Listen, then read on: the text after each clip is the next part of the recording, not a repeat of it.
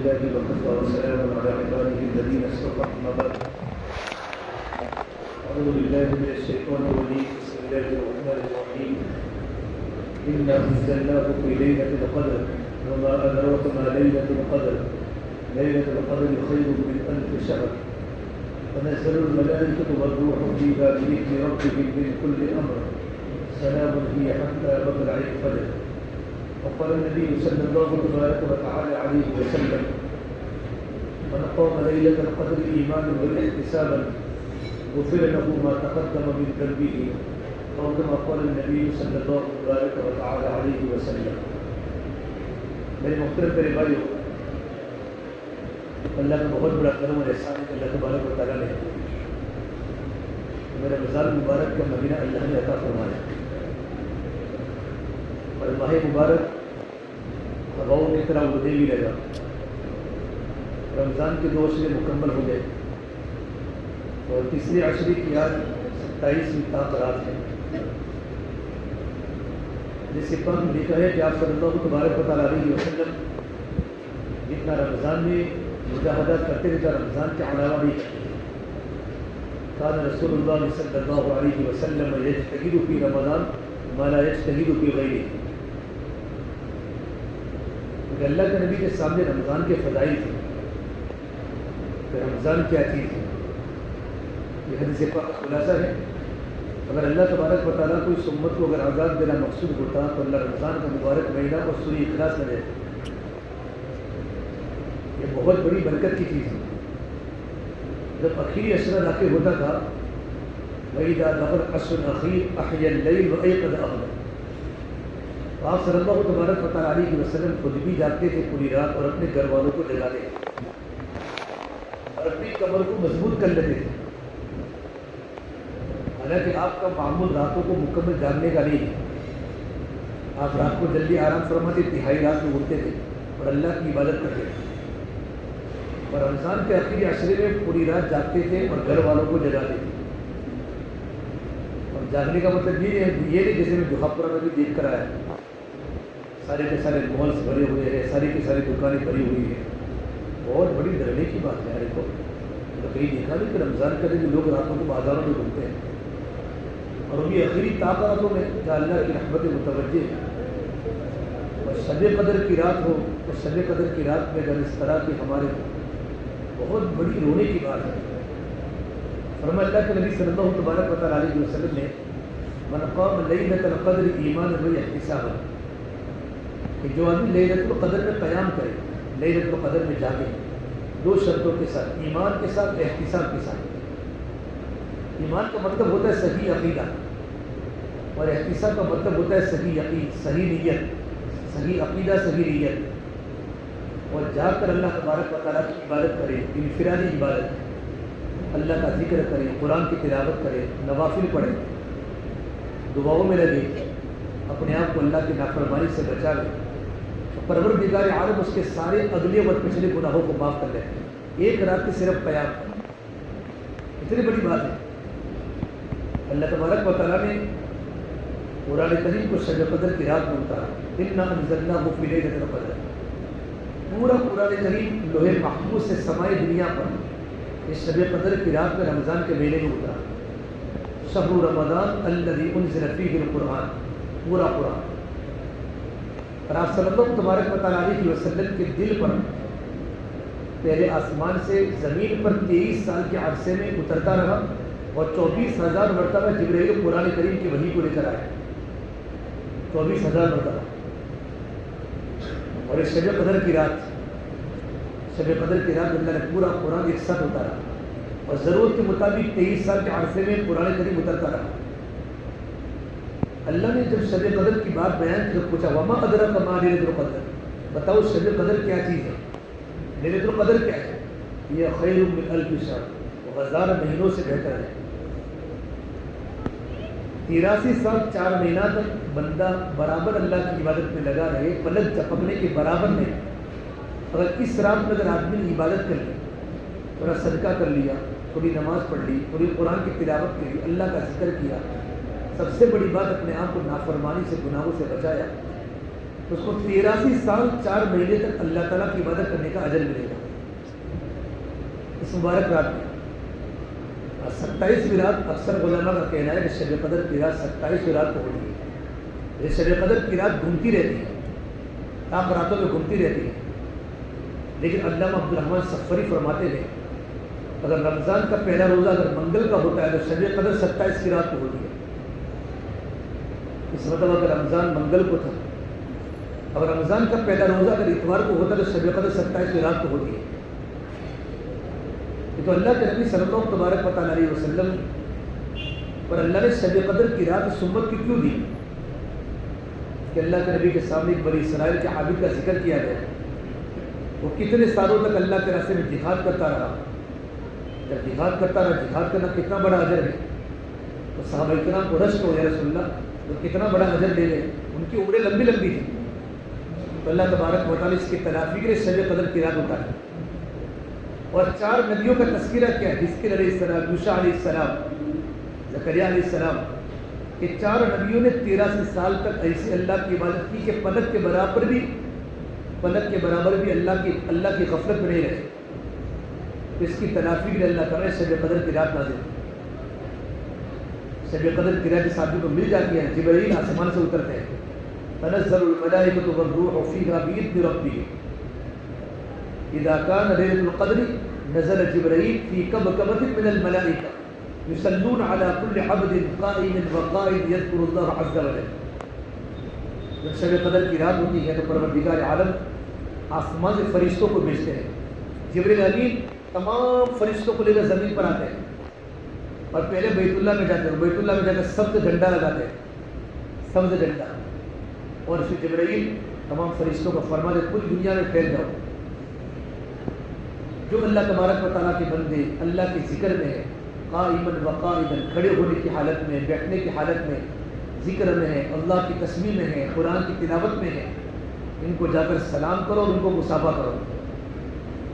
اور انسان کو معلوم ہو بھی جاتا ہے، فرشتے آ کر قریب میں سلام کرتے ہیں تو انسان کے دل پر وہ کیفیت بھی آتی ہے کہ انسان کی آنکھوں میں آنسو برسنا شروع ہو جاتے ہیں۔ جب فرشتہ سلام کرتا ہے، مصافحہ کرتا ہے تو اس کے اثرات عبادت کرنے والے کو معلوم ہو جاتا ہے، اس کے دل پر کیا کیفیت بنتی ہے، اور یہ سلسلہ پوری رات جاری رہتا ہے، یہ حتیٰ مطلع الفجر، سلامتی کی رات، پوری رات سلامتی کی باتیں، مصافحہ، سلام، اللہ کی خیر و برکتیں اترتی ہیں۔ جب فجر کا وقت شروع ہے، صبح سالی کا وقت شروع ہو جاتا ہے تو جبرائیل تمام فرشتوں کو جمع کر کے پوچھتے ہیں کیا ہوا، تو فرشتے کہتے ہیں جبرائیل کیا اللہ نے اپنے بندوں کی ضرورتیں پوری کر لی؟ تو جبرائیل فرماتے ہیں اللہ نے تمام اپنے بندوں کے گناہوں کو معاف کر دیا، تمام بندوں کی مغفرت کر لی، 4 بندوں کے علاوہ اللہ نے سب کو معاف کر لیا۔ تو نماز کی حالت میں تھے، قرآن کی تلاوت کرتے تھے، اللہ کا ذکر کرتے تھے، اللہ نے سب کی مغفرت کر دی، لیکن 4 چیزوں کو مستثنیٰ کیا۔ اس ایسی مبارک راتوں کے اندر ہم اپنے آپ کو عبادت میں لگا، خاص طور پر انفرادی عبادت۔ یہ قرآن مفتی تقی عثمانی صاحب فرماتے ہیں اس مبارک رات میں اگر آدمی روزانہ 3 پارے پڑھتا ہے، کم سے کم 1 پارہ رات کو پڑھ لے، کچھ نفلیں پڑھ لے، صلاۃ التسبیح کی نماز ہے، صلاۃ التوبہ ہے، صلاۃ الحاجہ ہے، یا ایسے نفلی نمازیں پڑھے، نفل نمازوں سے بندے کو اللہ کا قرب ملتا ہے، 50-100 روپے صدقہ کر دے اور بیٹھ کر 3 تسبیحات کو پوری کرے۔ پہلا کلمہ ہے لا الہ الا اللہ ہے، تیسرا کلمہ ہے، چوتھا کلمہ ہے درود شریف ہے۔ اگر شب قدر کی رات رہی نا تو 83 سال تک آپ کو صدقہ کرنے کا ثواب ملے گا اور 83 سال تک آپ کو نماز پڑھنے کا ثواب ملے گا۔ اور شب قدر کی رات تو طاق راتوں میں ہوتی ہی ہے، یقینی بات ہے۔ اگر کچھ عبادت نہ ہوئے تو کم سے کم عشاء کی نماز جماعت سے پڑھے، عشاء کے بعد کی سنتیں پڑھے اور وضو کر کے جلدی سو جاوے اور تہجد میں تھوڑا جلدی اٹھ جاوے اور اٹھنے کے بعد 12 رکعت تہجد پڑھے۔ اپنے گھر کے کسی کونے میں مسجد آنے کی ضرورت نہیں ہے تہجد پڑھنے کی، اللہ کے نبی تہجد گھر میں پڑھتے، مسجدوں میں نہیں۔ نفلی عبادت کا ثواب گھروں میں زیادہ ہے، مسجدوں میں نہیں۔ حضور کے زمانے میں مسجد نبی پوری رات پڑھی نہیں رہتی تھی، تمام صحابہ کرام مسجد نبی میں آ کر نماز نہیں پڑھتے تھے۔ یہ مسجد تو کس کے لیے ہے؟ فرض نمازوں کے لیے۔ شب برات کی رات میں بھی آپ نے گھر میں نماز پڑھی۔ عائشہ فرماتی اتنا چھوٹا سا مکان تھا کہ آپ سجدہ کرتے تھے تو اپنے پیروں کو سکڑ دی تھی، حالانکہ بالکل مسجد کے دروازے پر آپ کا مکان ہے، لیکن آپ نے مسجد نہ کر نفلیں نہیں پڑھی.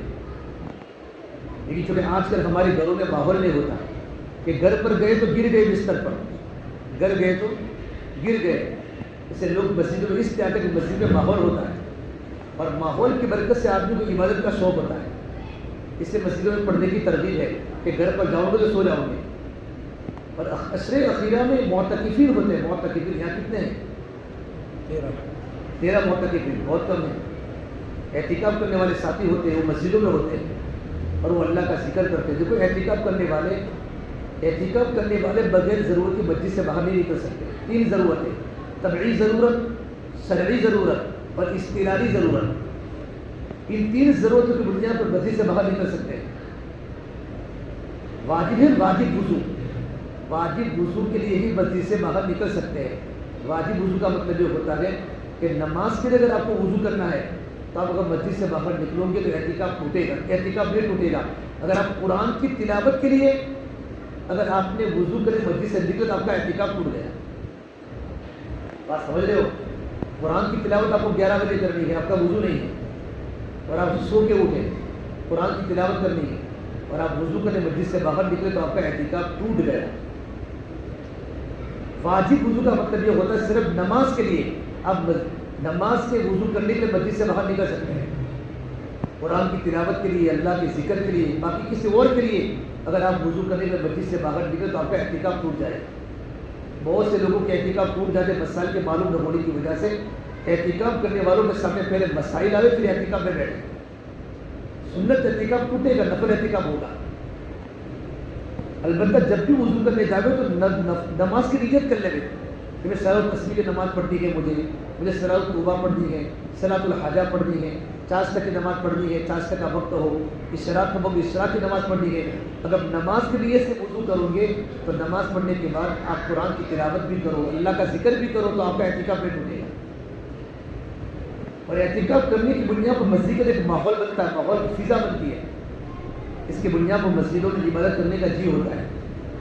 لیکن آدمی مسجدوں کے اندر برابر کی عبادت میں لگا، نیند آوے تو پھر گھر جا کے آرام کرے. ایسا نہ ہو ہم پوری رات جاگتے رہے اور تہجد کے ٹائم پر سو گئے. اس سے اچھا جلدی سو جائے.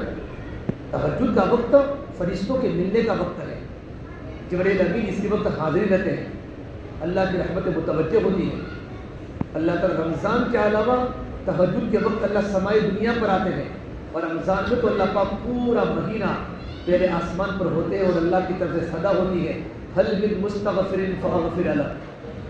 ایک گناہوں سے مغفرت چاہنے والا جو اس کے گناہوں کو معاف کر. ہم ان مبارک راتوں میں دعاؤں کی کیفیت کو بڑھا لیں. آدھا گھنٹہ، پونا گھنٹہ گھر میں جا کر، گھر کے الگ سے کمرے میں یا مسجد کے کونے میں اللہ سے لو لگا کر دعا کریں اور اپنی پرچی میں اپنے گناہوں کو لکھ لیں کہ میں ان گناہوں کا عادی ہوں. یا اللہ میرے یہ گناہ ہے، میرے گناہ چھوڑتے نہیں ہیں.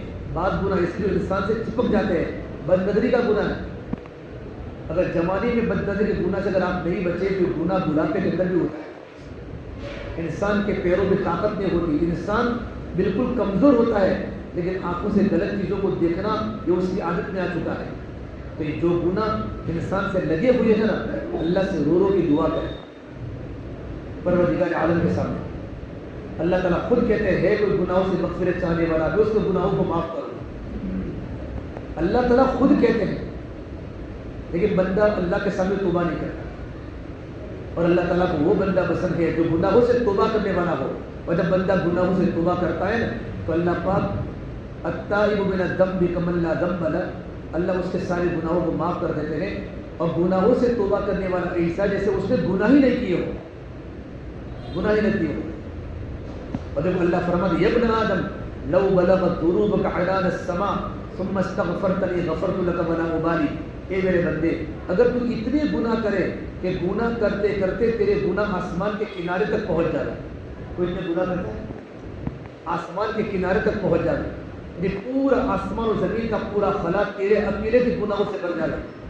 اور تو ایک مرتبہ اللہ کے سامنے دعا میں توبہ کر لے اور اپنے آنکھوں میں آنسو بہا لے، یا اللہ مجھے معاف کر دے، یا اللہ مجھے معاف کر دے. حدیث پاک کا خلاصہ اللہ فرماتے ہیں غفرت لک ولا ابالی، میں سارے گناہوں کو معاف کرتا ہوں، اس کی مجھے کوئی پرواہ نہیں. اللہ تعالیٰ بندوں کے گناہوں کو معاف کرتا ہے. ایک بار میں رمضان میں کنتھاریا خانقاہ میں بیٹھا ہوا تھا، مولانا قمر الزمان صاحب ہمارے شیخ کی خانقاہ میں 2 سال پہلے. ایک عالم افریقہ سے آئے ہوئے تھے اور قرآن کریم کی تلاوت کر رہے تھے. تلاوت کرتے کرتے اس آیت پر پہنچے، نبی عبادی انی انا الغفور الرحیم، میرے بندوں کو بتا دو میں بڑا مغفرت کرنے والا رب ہوں، میں بڑا رحم کرنے والا رب ہوں. اس آیت کو مزے لے لے کے پڑھ رہے ہیں. نبی عبادی انی انا الغفور الرحیم، میرے بندوں کو بتا دو میں بڑا مغفرت کرنے والا رب ہوں، میں بڑا رحم کرنے والا رب ہوں. پھر وہ اٹھ کھڑے ہو گئے اور جتنے قرآن پاک پڑھ رہے تھے ان کو جا کر بتا رہے ہیں جو وہ اللہ فرماتے ہیں نبی عبادی، میرے بندوں کو بتا دو میری صفت رحمان کیسی ہے اور میری صفت غفار کیسی ہے. میں اپنے بندوں پر رحم بھی کرتا ہوں، میں بندوں کو معاف فرماتا ہوں. بندہ اللہ سے توبہ کرے. جوانی کی توبہ اللہ کے بارگاہ میں بڑی مقبول ہے اور بڑی خوش قسمت ہے وہ لوگ جو اپنی جوانی میں اللہ کے سامنے توبہ کرتے ہیں. فضیل بن عیاض ہمارے شیخ مولانا قمر الزمان صاحب نے ایک واقعہ لکھا ہے. فضیل بن عیاض چشتیہ سلسلہ چشتیہ کے مقتدی ہے خانقاہ لائن میں، بہت بڑے بزرگ ہیں. ان کی پہلے کی زندگی ڈاکو والی تھی، لوٹتے تھے. ان کی ٹوپی عبا پہنتے تھے، ٹوپی پہنتے تھے اور ان کے چوری کرنے کا طریقہ تھا، چوری کرنے کے اصول تھے. ایک تو 5 وقت کے نماز کے پابند جنگل کے ڈاکو تھے، لیکن زندگی میں کبھی نماز نہیں چھوڑی. اور ان کی فوج میں اگر کوئی انسان بے نمازی ہوتا تو اس کو اپنی ٹولی سے نکال کے دیتے اور جس کی بھی چوری کرتے اس کا نام لکھتے میں نے اس کی چوری کی ہے. اگر کوئی غریب ہوتا فقیر ہوتا تو اس کی چوری نہیں کرتے تھے. اور اتنے غیرت والے تھے، کبھی کسی لڑکی پر غلط نظر نہیں پڑتی تھی. ان کی چوری کے باوجود بھی ان کا دل میں رحم تھا، عورتوں پر غریبوں پر رحم تھا. ایک بار ایک قافلہ جا رہا تھا، ایک قافلے میں ایک بچہ قرآن کریم کی آیت پڑھ رہا تھا. ابھی تک الم یأذن للذین آمنوا ان تخشع قلوبهم لذکر اللہ، کہ ابھی تک ایمان والوں کو وقت نہیں آیا کہ ان کے دل اللہ کے ڈر سے جھک جائے، اللہ کی باتیں سن کر، اللہ کا ذکر سن کر. بعض مطلب آدمی اس طریقے پر قرآن پڑھتا ہے نا، قرآن ڈوب ڈوب کر اللہ کی محبت میں، کہ اس کا پڑھنا سامنے والے کی ہدایت کا ذریعہ بن جاتا ہے. اس کی تو ہدایت ہے. حضرت علی ابراہیم فرماتے ہیں جب بھی تم قرآن کریم کی تلاوت کرو تو یہ نیت کرو کہ اللہ قرآن کریم ہدایت کی کتاب دے، میرے مقدر کی ہدایت مجھے دے دے. یہ نیت کر کے قرآن کریم کی تلاوت کرو کہ قرآن کی کتاب کو تو نے ہدایت کی کتاب بنائی ہے، اللہ میرے مقدر کی ہدایت اللہ پاک تو مجھے دے. تو فضیل بن عیاض اس وقت ان کے دل پر چوٹ لگی. بلا یا ربی الآن، اب تو وقت آ چکا ہے زندگی کو بدلنے کا.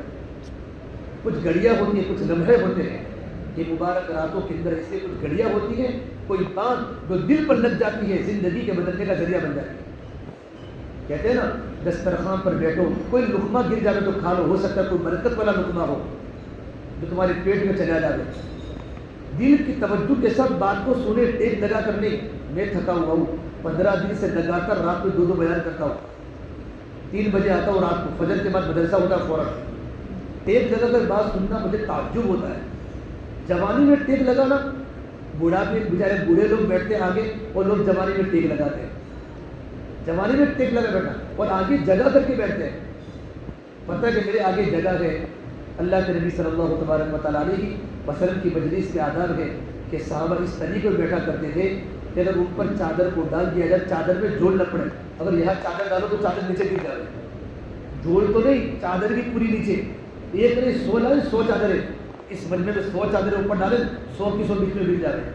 جوڑ تو در کنارے. بے غلام ابھی تک بیٹھنے کا طریقہ نہیں سیکھے تو سننے کا طریقہ کیا سیکھیں گے؟ ہم بیٹھنے کا حق ادا کریں گے تو سننے کا حق ادا کریں گے، اور صحیح سنیں گے تو صحیح عمل کریں گے. تو فضیل بن عیاض کے دل پر چوٹ لگی اور توبہ کر لی. بندہ جو کرتا ہے توبہ، تو توبہ کرنے کے بعد اللہ گناہوں کو تو معاف کر لیتے ہیں، لیکن بندوں کے حقوق معاف نہیں ہوتے اور اللہ کے حق بھی معاف نہیں ہوتے. نماز زندگی میں چھوڑی ہے، توبہ کی تو نماز چھوڑنے کا گناہ اللہ معاف کرے گا، لیکن نمازیں معاف نہیں ہوگی. ساری نمازیں آپ کو گن گن کے قضا کرنی پڑے گی. نماز قضا، جس کو عمری قضا، نماز قضا کرنی پڑے گی. اللہ کے راستے کے نکلنے کے زمانے میں اور بزرگوں کی صحبت میں رہ کر لوگوں نے جو اپنی زندگی سے توبہ کی ہے تو اپنی 25 سالہ بالغ ہونے کے بعد کی نماز قضا کی اور قضا کرتے کرتے اللہ کے پیارے ہو گئے. اگر ہمیں کسی کا مال لوٹا ہے، کسی کو دھوکہ دیا ہے، کسی کے پیسے لیے ہیں، تو رونے و دھونے کی بنیاد پر اللہ تعالیٰ گناہ تو معاف کر لے گا، لیکن سب کے حقوق کو واپس ادا کرنے پڑیں گے۔ فضیل بن عیاض رحمۃ اللہ علیہ، ان کے پاس پہلے پورا لسٹ موجود تھا کہ جب بھی چوری کرتے تھے تو ایڈریس لکھتے تھے کس کی چوری کی ہے۔ فضیل بن عیاض رحمۃ اللہ علیہ ہر ایک کے حق کو دینا شروع کیا، یہاں تک کہ نیشاپور کا ایک یہودی تھا جس کے 40,000 درہم لوٹے تھے نیشاپور کا، اور وہ پورا نہ کر سکے تو ان کے یہاں ملازم بن گئے، نوکری کرنا شروع کیا، بہت سال تک ملازم بنے۔ ایک بار یہودی نے یوں کہا، فضیل میں نے ارادہ کیا تھا جب تک تو مجھے پیسے نہیں دے گا تب تک میں تجھے اپنی نوکری سے نہیں چھوڑوں گا، لیکن ایک کام کر، میرے بستر کے تکیے کے نیچے کچھ اشرفیہ پڑی ہوئی ہے، یہ اشرفیہ تو لے کر مجھے دے دے، میں تجھے چھوڑ دوں گا۔ جیسے فضیل بن عیاض تکیہ اونچا کیا تو نیچے اشرفیہ پڑی تھی، اور اشرفیوں کی تھیلی جب یہودی تاجر کے ہاتھ میں دی، جب یہودی نے وہ تھیلی کھولی تو کہا، فضیل پہلے مجھے کلمہ پڑھاؤ، پہلے مجھے کلمہ پڑھاؤ۔ کیا بات ہوئی کہ اس تھیلی کے اندر مٹی تھی۔ میں نے توریت میں بات پڑھی ہے، امت محمدیہ کا انسان جو سچی توبہ کرے گا، اگر وہ مٹی پر بھی ہاتھ ڈالے گا تو اللہ اس مٹی کو سونا بنا دیں گے۔ اس میں سونا بن چکا ہے پوری کی پوری اشرفیہ، مجھے کلمہ پڑھا لو کہ تم نے دل سے سچی توبہ کی ہے۔ یہ سچی توبہ کہ امت محمدیہ کا اگر انسان اگر دل سے سچی توبہ کرے گا، اگر وہ مٹی پر بھی ہاتھ رکھے گا، اللہ مٹی کو سونا بنا دیں گے۔ میری تھیلی میں میں نے مٹی رکھی تھی، میں نے آپ کا امتحان لیا، اللہ نے مٹی کو سونا بنا دیا۔ یہ ہے رمضان کا مہینہ، توبہ کا مہینہ ہے۔ اب اللہ تبارک و تعالیٰ کے سامنے توبہ کریں۔ قل یا عبادی الذین اسرفوا علی انفسہم، اے میرے وہ بندے جنہوں نے اپنی جانوں پر ظلم کیا ہے گناہ کر کے، اللہ کی رحمت سے مایوس ہونے کی ضرورت نہیں ہے۔ مایوس کیوں کھڑا ہے؟ اللہ بہت بڑا ہے، اللہ بڑے بڑے گناہوں کو معاف کرتا ہے، اللہ بڑے بڑے گناہوں کو معاف کرتا ہے۔ میں اور آپ اللہ کے طرف متوجہ ہونے والے بنے، اور اپنی جوانی کی جتنے بھی گناہ ہوئے آج تک، آج کی مقدس رات میں وقت لے کر اللہ سے توبہ کریں، پروردگار عالم ہماری توبہ کو قبول کرے۔ تو شب قدر کی رات میں جب فرشتے پورے زمینوں میں چلتے ہیں، اللہ ہر ایک کی مغفرت کرتا ہے، 4 انسانوں کے علاوہ۔ نمبر 1 شراب پینے والا، شراب کے اندر ڈرس کھانے والا، نشہ کرنے والا، ان کی مغفرت شب قدر کی رات میں نہیں ہوتی۔ اللہ تعالیٰ نے ان بری عادت سے اللہ نے ہمیں بچایا ہے۔ عرب کی گٹی گٹی میں شراب کی شراب، عرب کی گٹی گٹی میں شراب تھی، اور شراب کی حرمت ایک ساتھ نہیں آئی، اللہ نے آہستہ آہستہ شراب کو حرام کیا ہے۔ میں نے یوں کہا کہ شراب پینا اچھی چیز نہیں ہے، تو کچھ صحابہ نے شراب چھوڑ دی، پھر اللہ نے قرآن کریم میں اللہ نے آیت فرمائی، لا تقربوا الصلاۃ وانتم سکارا، شراب پینا ہو تو پی لو لیکن نماز کی حالت میں مت پیو۔ تو کچھ لوگوں نے شراب چھوڑ ڈالی، اب دیکھا کہ صحابہ کرام شراب چھوڑ ڈالے ہیں آہستہ آہستہ، پھر اللہ تبارک و تعالیٰ نے شراب کی حرمت نازل کی، یا ایھا الذین آمنوا انما الخمر والمیسر والانصاب والازلام رجل من عمل الشیطان فاجتنبوه لعلکم تفلحون۔ ایمان والو، یہ جوا اور یہ سٹا اور یہ شراب حرام ہے، اس سے بچو۔ شیطان چاہتا ہے تمہارے درمیان دشمنی ڈالنا شراب کے ذریعے، کیا تم باز آؤ گے کہ نہیں باز آؤ گے؟ یہ آیت نازل ہوئی، انس بن مالک فرماتے ہیں کہ میں ابو طلحہ کے گھر پر تھا، اور ابو طلحہ کے گھر میں صحابہ کرام کا مجمع بیٹھا ہوا تھا، اور شراب کا دور چالو تھا۔ تو ابو طلحہ نے مجھے پوچھا کہ باہر کوئی آواز لگا رہا ہے؟ جب باہر جا کر دیکھا تو آواز لگانے والا آواز لگا رہا تھا کہ آج سے شراب حرام ہو گئی۔ ابو طلحہ کے گھر میں صحابہ نے اپنے کٹورے میں شراب رکھ لی تھی، کسی کے ہونٹوں پر تھی، کسی کی گلاس میں تھی۔ جیسے شراب کی حرمت کا اعلان ہوا، جس نے منہ میں ڈالی تھی اس نے نکال دی، جس کے ہونٹوں کو لگی جب اپنے ہونٹوں کو دھو لیا، اور جس کے برتنوں میں تھی برتنوں کے اندر شراب کو گرا دیا، اور پورے مدینہ منورہ کی گلی گلی میں شراب کے مڑکے بگے گئے۔ یہ صحابہ نے ایمان مضبوط تھا تو اللہ کے حکم کو پورا کیا، ایمان مضبوط تھا۔ ایمان مضبوط بننے کے بعد جو بھی خدا کا حکم آیا کرنے کا وہ کیا، نہ کرنے کا اس کو چھوڑ دیا۔ اور فرمایا جو انسان شراب پیتے پیتے مر گیا، پروردگار عالم اس کو ایسی جگہ پر ڈالیں گے جہاں جہنمی عورتوں کی شرمگاہ سے جو آتے ہیں جو پیپ، وہ اللہ تعالیٰ ان لوگوں کو جہنم میں پلائے گا۔ تیرۃ الخبالہ بہت بڑی وعید ہے، اللہ تعالیٰ میرے اور آپ کی حفاظت کرے۔ اس سے میرے بھائیو غلط صحبت سے اپنے آپ کو بچاوے۔ یہ ہماری فتح واڑی میں آٹو میں بیٹھ کر چھوٹے چھوٹے بچے نشہ آور گولیاں کھا رہے ہیں، اس لیے ہم اپنے آپ کی زندگی کو صحیح اور قیمتی بنا لیں. ایک مرتبہ جب غلط عادت لگ جاتی غلط عادت تو بہت مشکل ہو جاتا ہے. اس کو نکالا بہت. یہ ہمارے دیکھو ہمارے چھاروڑی میں ہمارے ویروچر نگر کے علاقوں میں نوجوان اللہ کے راستے میں جماعتوں میں جا رہے ہیں شراب کو چھوڑنے کے لیے, لیکن واپس آنے کے بعد جب ماحول نہیں بنتا وہی دوستی ہوتی ہیں, پھر وہاں آنے کے بعد دوبارہ ویسے لت پڑ جاتی ہے. اور شراب پینے والا بہت بڑا خطرناک گناہ ہے. میں ایک بار فتح واڑی میں یہ ٹاور کی بزی کے پاس سے آ رہا تھا بیان کر کے, ایک جوان لڑکا اپنی بوڑھی ماں کو مار رہا تھا, ڈنڈے مار رہا تھا. ماں چیخو پکار کر رہی تھی. میں نے پوچھا کیا ہوا ابا جی؟ کہ میرا بیٹا شراب پی رہا ہے. جب شراب پی کے گھر پہ آتا ہے, جب میرا بیٹا پیدا ہوا تھا میں نے پورے محلے میں پیڑے تقسیم کیے تھے اپنے بیٹے کی پیدائش کی خوشی میں. میرا بیٹا غلط صحبت میں لگ گیا, اور غلط صحبت میں لگنے کی بنیاد پر آج میرا بیٹا MD تک کا عادی بن چکا ہے. جب رات کو گھر پر آتا ہے اس کے بچے اور اس کی ماں اس کی بیوی غسل خانے میں چھپ جاتے ہیں ڈر کے مارے. میں ماں ہوتی ہوں جب سامنے آتی ہوں ڈنڈے سے مجھے مارتا ہے, موڑا میرا ہاتھ تو میری قبر اس نے توڑ ڈالی. یہ شراب پینے کے اثرات کہ گھر کے بچے باپ کو دیکھ کر ڈرتے ہو, اور گھر کی بیوی شوہر کو دیکھ کر ڈرتی ہو, اور بوڑھی ماں پر آدمی مارتا ہو. کیا زندگی ہے. ابھی میں کچھ جماعت میں تھا اللہ کے راستے میں 2 سال پہلے. ایک جگہ پر ہم گئے تشکیل میں, ایک عورت نے مجھے کہا مولانا دیکھو میرا کیا ہوا کہ میرے شوہر نے مجھے اتنا مارا ہے کہ میری کوہنی ٹوٹ گئی ہے. کیا یہ شراب پیتا ہے. اب ان کی تشکیل کرو. ان کی تشکیل کی, وہ اللہ کے راستے میں 40 دن میں تیار ہو گئے. ان کو لے کر مسجد میں آئے. جب روانگی کی بات ہو رہی تھی اس وقت تو وہ شراب کی حالت میں تھے. جماعت کے لیے سب بڑے سمجھدار تھے. جماعت کا رخ میسور کا بنا. 20 دن کے بعد ویڈیو کالنگ آئی اور مجھے بتایا دیکھو مولانا شراب پینے والا آج تہجد میں اللہ کے سامنے تڑپ کے رو رہا ہے. واپس آنے کے بعد روزانہ 2 گھنٹے اپنے ماں کے پیروں کو دباتا ہے. یہ اللہ کے دین کی محنت کے اثرات, کیونکہ اللہ کے دین کی محنت کی بنیاد پر آدمی کو ماحول اچھا ملتا ہے. غلط صحبت سے آدمی بگڑتا ہے. اچھی صحبت اختیار کرنے کی کوشش کرے. اچھے دوست علماء کی صحبت میں رہے, دعوت کام کرنے والے ساتھیوں کی صحبت میں رہے, نیک نوجوانوں کی صحبت میں رہے. تو شراب پینے والے کی مغفرت نہیں ہوتی. نمبر 2, اس مبارک رات میں ماں باپ کے نافرمانی کرنے والوں کی مغفرت نہیں ہوتی. ماں باپ کا نافرمان حدیث پاک میں ہے عقوق الوالدین. عقوق بولتے ہیں اب کا یعقوب کو عقوق ٹکڑے کر دینا. جو انسان اپنے ماں باپ کی نافرمانی کرتا ہے اللہ اس کی زندگی کو ٹکڑے کر دیتا ہے. قرآن کریم میں جگہ پر اللہ تبارک و تعالیٰ نے جب اپنے عبادت کا حکم دیا ہے نا, وہ اللہ نے ماں باپ کے ساتھ اچھا برتاؤ کرنے کا حکم دیا ہے. وَاعْبُدُوا اللَّهَ وَلَا تُشْرِكُوا بِهِ شَيْئًا وَبِالْوَالِدَيْنِ إِحْسَانًا. اور ماں باپ سے بڑھ کر کوئی نعمت نہیں. ایک بار جب موسیٰ علیہ السلام اللہ تعالیٰ سے پوچھا اللہ جنت میں میرا ساتھی کون ہوگا, جنت میں میرا ساتھی. موسیٰ علیہ السلام کتنے بڑے پیغمبر. قرآن کریم کے 28 پاروں میں موسیٰ علیہ السلام کا تذکرہ ہے. اولو العزم پیغمبر 5 ہے, اس میں حضرت موسیٰ علیہ السلام ہے.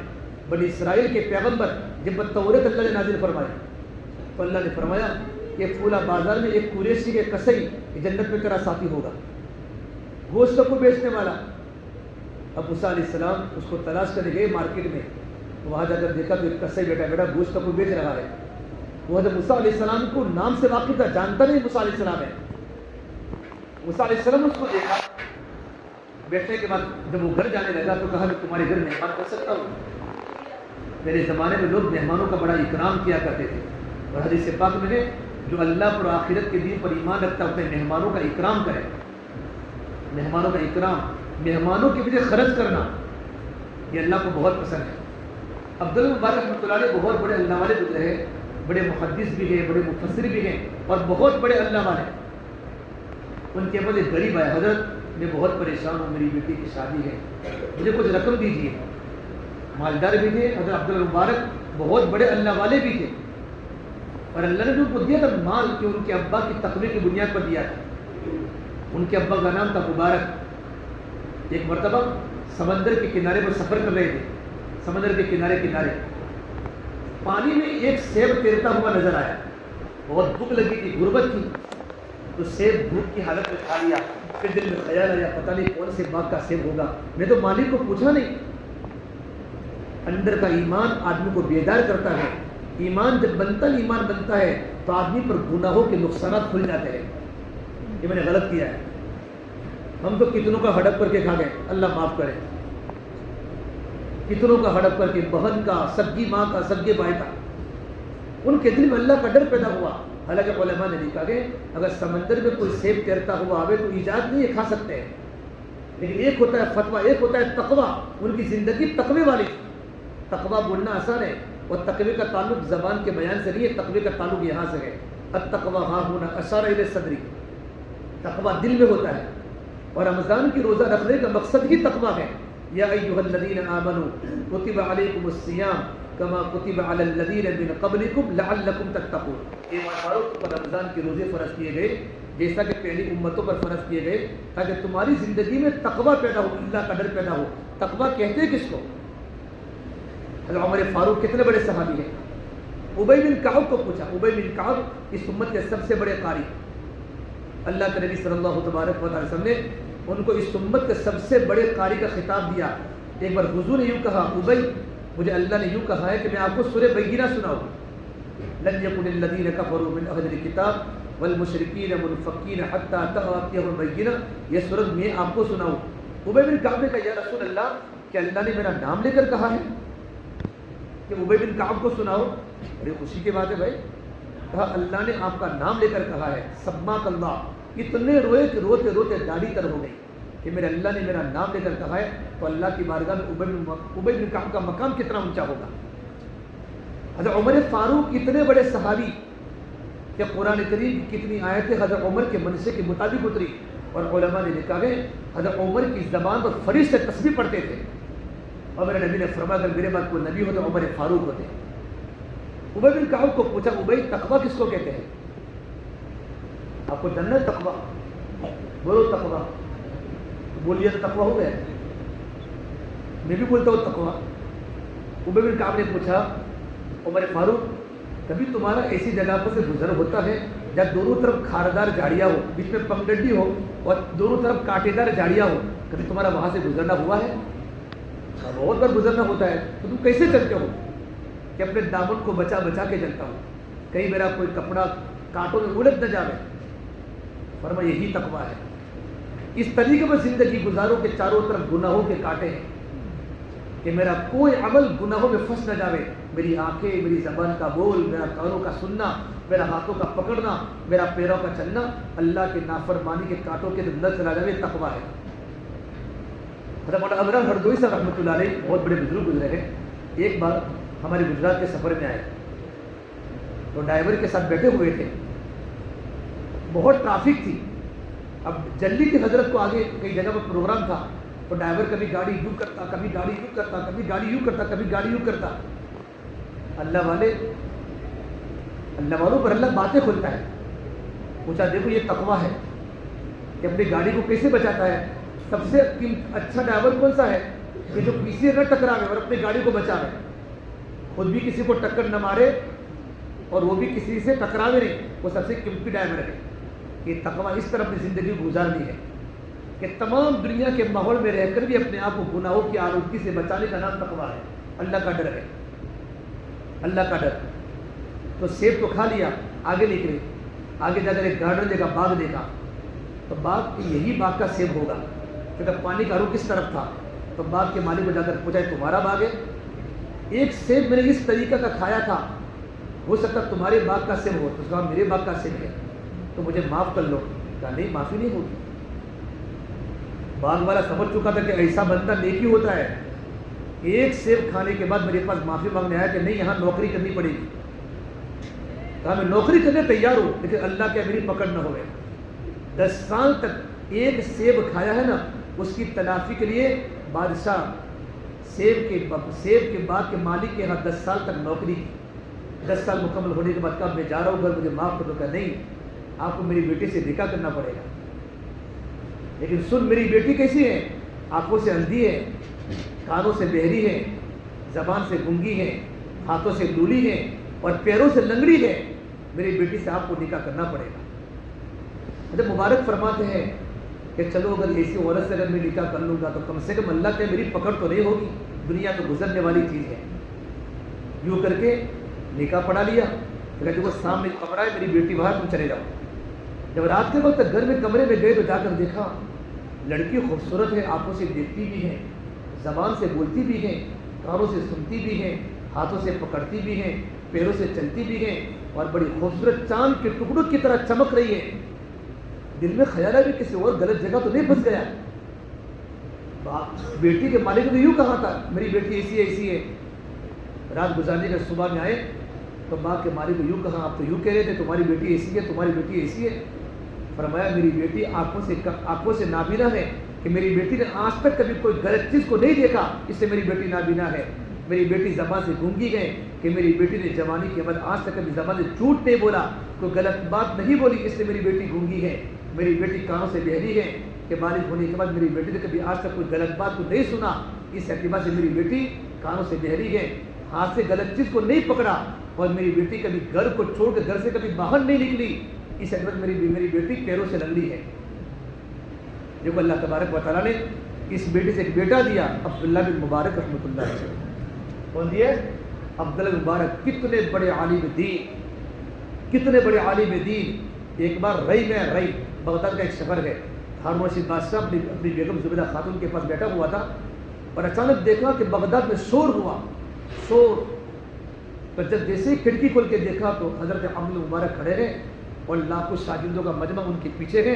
حضرت عبداللہ کو چھینک آئی کہ الحمدللہ، تو سارے مجمع نے کہا یرحمک اللہ، پورے بغداد میں شور بچ گیا صرف الحمدللہ کہنے پر۔ تو زبیدہ خاتون نے ہارون رشید کا گریبان پکڑ کہا سن، تیری حکومت لوگوں کے جسموں پر ہے اور ان کی حکومت لوگوں کے دلوں پر ہے، اور اصل تو دل کی حکومت ہے۔ عبداللہ مبارک کے پاس ایک انسان حضرت عبداللہ مبارک کے قریب ایک یہودی تھا، یہودی پڑوس میں رہتا تھا، اس کو گھر بیچنا تھا۔ تو کسی نے پوچھا کہ مجھے اپنا گھر بیچنا ہے، گھر کی قیمت کیا ہے کہ 2000 دینار۔ کہا بھائی تم 2000 دینار کہتے ہو، تمہارے محلے میں جتنے بھی یہ گھر کی قیمت 1000 دینار ہے۔ فرمایا 1000 تو میرے گھر کی قیمت ہے، 1000 میرے پڑوس عبداللہ بن مبارک کے گھر کی قیمت ہے۔ یہودی کہہ رہا ہے کیا ان کی زندگی میں تقویٰ ہوگا، اخلاق ہوں گے، کتنے قیمتی انسان ہوں گے۔ ایک غریب آیا کہ مجھے ضرورت ہے، تو اپنے اکاؤنٹ کو کہا پرچی دی، اس میں ان کو 7000 دینار دے دو۔ کتنے دینار؟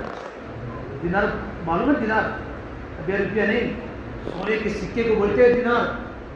اس نے کتنے مانگے تھے؟ 7000۔ لکھے کتنے؟ اس مانگے تھے 700 اور لکھے کتنے؟ 7000۔ پھر جا کر جیسے وہ غریب آدمی ان کے منشی کے پاس گیا، اکاؤنٹر کے پاس گیا وہ لینے کے لیے، دیکھا تو اس میں لکھا تھا 7000۔ بھائی آپ کو کتنی ضرورت ہے؟ مجھے 700 کی ضرورت ہے۔ ان کو ایسا لگا کہ سر ہو سکتا ہے بھول سے نقطہ لگ گیا ہو، زیادہ ہندسہ زیرو لگ گیا ہو، تو کاغذ کو لے کر حضرت عبداللہ کے پاس آیا کہ ان کو ضرورت 700 کی، آپ نے 7000 لکھے ہیں۔